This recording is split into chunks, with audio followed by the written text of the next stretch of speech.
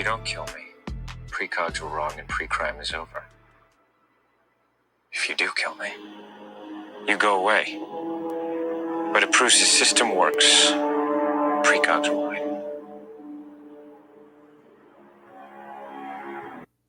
What's going on, everybody? Welcome back to Matt Goes to the Movies. I am your host, and what you were just listening to is a clip from the movie Minority Report, which I will be recapping in this episode.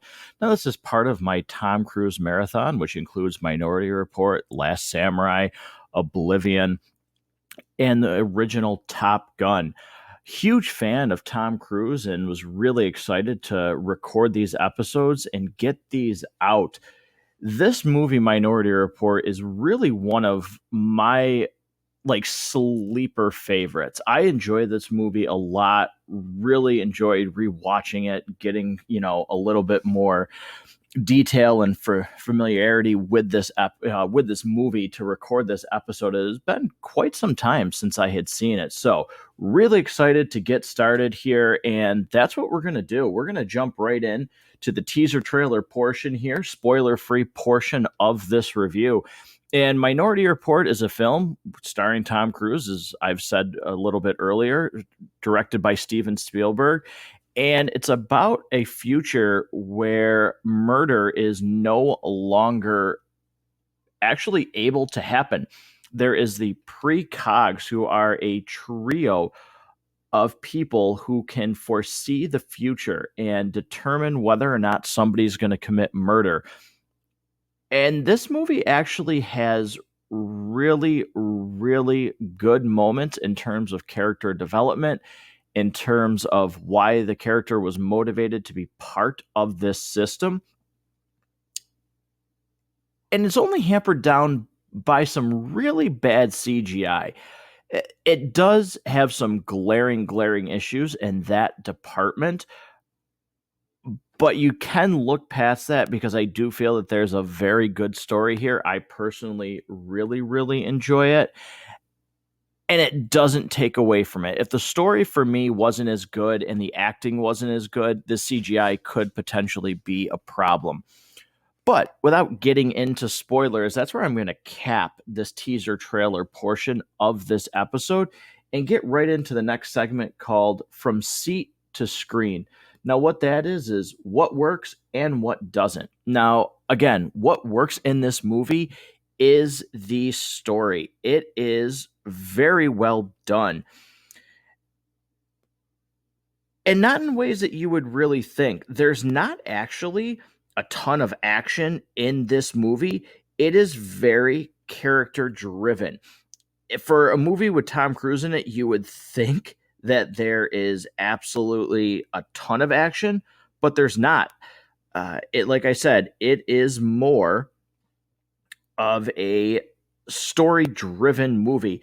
Tom Cruise plays the lead role of John Anderton, who works for the pre-crime unit, who is actually accused of murder and has to go on the run. He is pursued by Colin Farrell, who plays Danny Whitaker. There's Max von Sydow. Sorry if I'm pronouncing that wrong. He is very well known. If you've seen a picture of him, you'd know who he is. He plays the director in this movie who had the pre-crime unit up off the ground, and they are actually in the middle of a vote for whether or not this should stay. With the pre-crime unit in place, there has not been a murder in over 6 years. And like I said, that's what really makes this work, is John Anderton, who Tom Cruise plays, is part of this unit because his son was taken. He never found out where he was, and he just basically drowned himself in his work. And he does a very convincing role of a guy who is very, very on edge, but has this job. You find out that there's like an inhaler type drug in the future that he does to basically keep himself steady. And that really, really works. There's some really great drama scenes where he actually thinks he confronts his son's kidnapper, which is very well done. There's a scene where he gets to have a conversation with his ex-wife, who they weren't able to stay together after the events of losing their son. He has some really great emotional moments with the director of this program, and even has some pretty good interaction with Colin Farrell's character. So that all works really, really well. Now, what doesn't work is, like I mentioned earlier in the teaser trailer, the CGI. Going back and watching this movie now, man, the CGI does not hold up. It is horrendous. And I think that's putting it nicely. Like, it is absolutely horrendous to watch.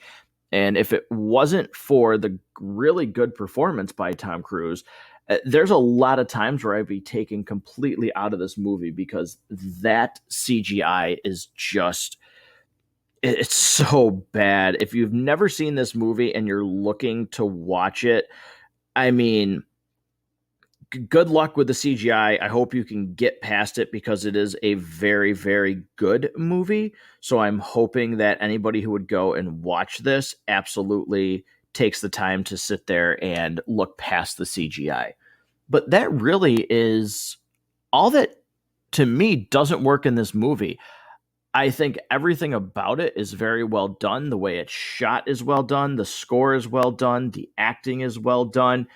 Even the motive, when you find out what drives the whole main plot of this movie, and since this is obviously spoilers, what happens is John Anderton, Tom Cruise's character, is accused of murder. The precogs have seen him murder this man who he has no idea who he is. Come to find out, it's supposed to be the man that kidnapped and then eventually killed his son. However, it's a setup, we find out, and this guy actually didn't take his son. We never find out who actually took him. But what happened is the main director who invented the pre-crime unit sets him up because he needed Agatha, who is the strongest of the precogs, and really makes the whole program run so that they have these visions to see when a murder is going to happen. He set up a murder so that the precogs would find what they call deja vu in the system. So what happens is he hires somebody to act like they're going to murder this person. The precogs see it. They save this woman, and the guy's taken away.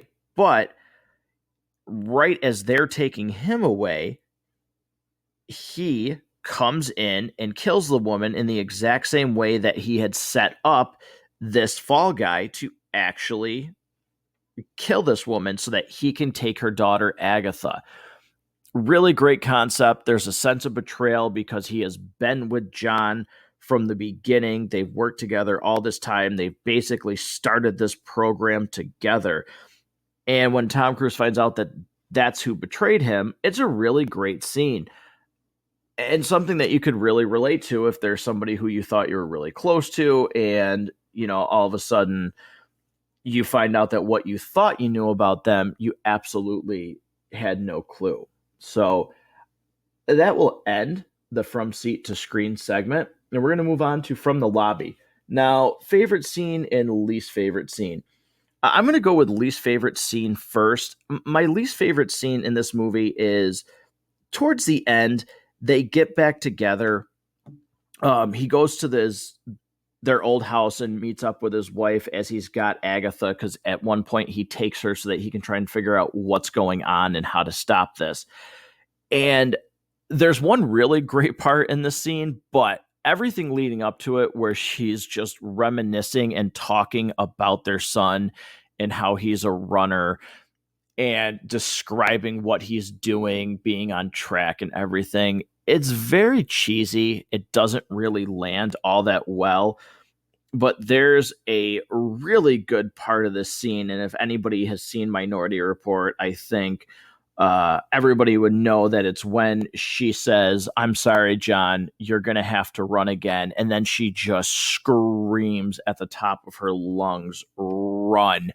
And the pre-crime unit starts busting in through the windows to arrest him. It's actually really cool, but everything leading up to that is really, really bad. So that's my least favorite scene.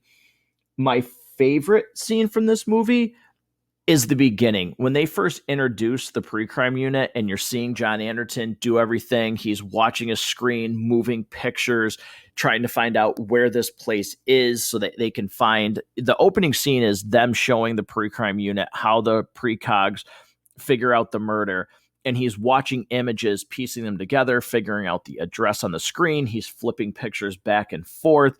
He's using like kinetic gloves to turn and enhance the images.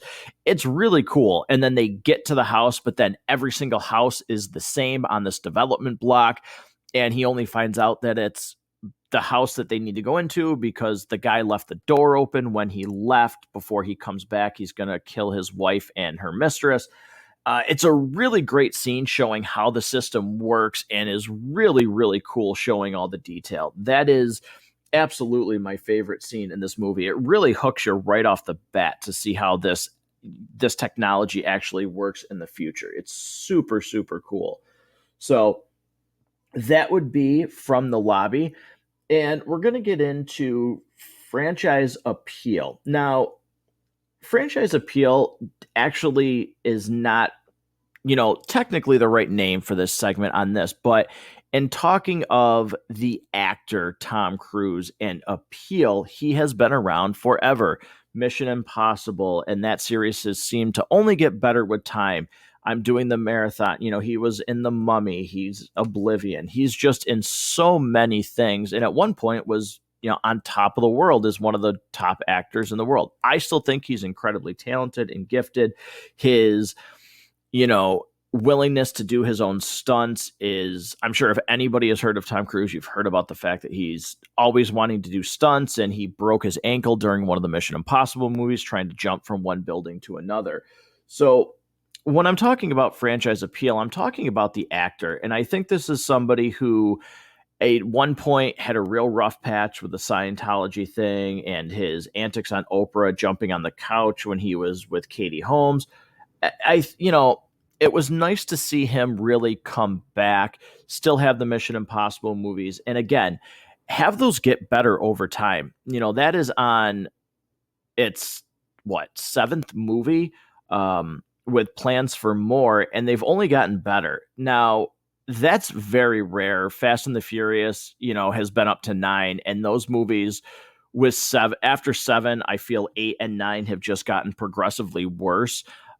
So for Mission Impossible to still be getting better is a really rare feat.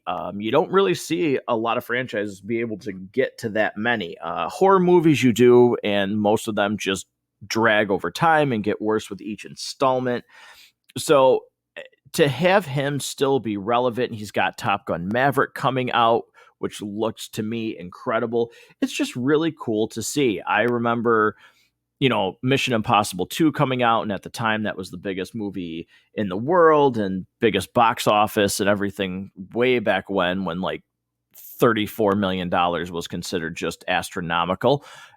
It's really cool to just see him still thriving and producing good movies. And to me, this is one of these hidden gems of his that I don't think gets a lot of credit or a lot of views. So hopefully if you've heard this, review here, and hopefully you want to check it out, because it's really a good movie. It's severely underrated in my mind, and something that, if you're a fan of Tom Cruise, you should definitely check it out. So that's going to do it for Minority Report. But just to close out the show, again, these episodes I've got coming are, all about Tom Cruise. Minority Report, The Last Samurai, Oblivion, the